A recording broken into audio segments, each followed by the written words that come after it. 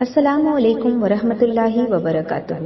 آج ہم جانیں گے کہ عابد پر عالم کی کیا فضیلت ہے۔ عابد یعنی ایک عبادت گزار بندہ اور عالم یعنی جو علم رکھتا ہے۔ رسول اللہ صلی اللہ علیہ وسلم کے سامنے دو آدمیوں کا ذکر کیا گیا، جس میں سے ایک عابد تھا اور دوسرا عالم، اور آپ صلی اللہ علیہ وسلم سے دریافت کیا گیا کہ ان دونوں میں کون افضل ہے۔ رسول اللہ صلی اللہ علیہ وسلم نے ارشاد فرمایا کہ عالم کو عابد پر ایسی فضیلت ہے جیسی کہ میری فضیلت اس شخص پر جو تم میں سے ادنا درجہ کا ہو۔ پھر اس کے بعد رسول اللہ صلی اللہ علیہ وسلم نے ارشاد فرمایا کہ بلا شبہ اللہ تعالیٰ، اس کے فرشتے اور آسمانوں اور زمین کی تمام مخلوقات، یہاں تک کہ چونٹیاں اپنے بلوں میں اور مچھلیاں تک پانی میں، لوگوں کو بھلائی سکھانے والوں پر اپنے اپنے انداز میں رحمت بھیجتی ہیں اور دعائیں کرتی ہیں۔ اس حدیث پاک سے معلوم ہوا کہ عالم کو بہت زیادہ عظمت و فضیلت حاصل ہوتی ہے اور اسے عابد پر فوقیت اور برتری حاصل ہے۔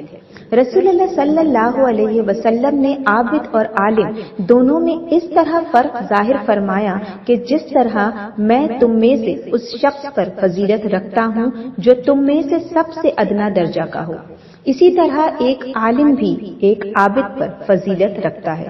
ظاہر ہے کہ رسول اللہ صلی اللہ علیہ وسلم کو ایک ادنا شخص پر جو فضیلت حاصل ہے اس کا اندازہ نہیں کیا جا سکتا۔ اسی طرح اب اس کا بھی اندازہ لگانا مشکل ہے کہ ایک عالم کو عابد پر فضیلت اور فوقیت کس مرتبہ اور درجہ کی ہوگی۔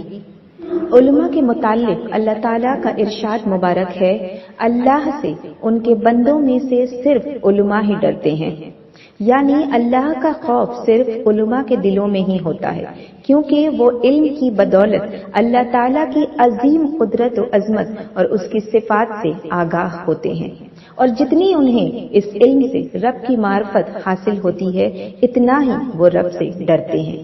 گویا جن کے اندر اللہ کا خوف نہیں ہے، سمجھ لینا چاہیے کہ وہ علم صحیح سے محروم ہے۔ یہاں عالم سے مراد قرآن و حدیث کا عالم ہے، جو فرائض اور سنت کی پابندی کے ساتھ تعلیم میں مصروف رہتا ہے، اور عابد سے مراد وہ شخص ہے جو اپنا زیادہ وقت عبادت میں گزارتا ہے۔ عابد پر عالم کو فوقیت اور برتری دی گئی ہے، اور اس کی وجہ یہ ہے کہ عابد کے نوافل اور کثرت ذکر کا فائدہ اس کی اپنی ذات تک محدود رہتا ہے، نہ اسے علم کی اشاعت سے دلچسپی ہوتی ہے اور نہ وہ علم دوسروں تک پہنچاتا ہے، بلکہ وہ ہمیشہ عبادت میں ہی مشغول رہتا ہے۔ جبکہ عالم کا فائدہ دوسروں کو بھی پہنچتا ہے، اس کا فیضان صرف اس کی اپنی ذات تک محدود نہیں ہوتا۔ عالم کے علم کا فیض دوسروں تک بھی پہنچتا ہے۔ عالم کا کام درس، دعوت تبلیغ اور دین کو دوسروں تک پہنچانا ہوتا ہے، اور ظاہر ہے یہ عمل سب سے بلند مقام رکھتا ہے، الحمدللہ۔ حدیث کے آخر میں فرمایا گیا ہے کہ آسمانوں اور زمین میں اللہ تعالیٰ کی جتنی بھی مخلوق ہے، سب کی سب عالم کی مغفرت کے لیے دعا کرتی ہے۔ اللہ تعالیٰ اس بندے پر رحمت بھیجتے ہیں اور فرشتے اس کے لیے مغفرت طلب کرتے ہیں، اور دوسری تمام مخلوق اس کے لیے خیر کی دعائیں کرتی ہے۔ اس سے بھی علم اور عالم کی فضیلت کا اندازہ ہوتا ہے۔ اللہ تعالیٰ ہم سب کو دین کا علم حاصل کرنے کی، اس کو سمجھنے کی اور اس پر عمل پیرا ہونے کی توفیق عطا فرمائے، آمین۔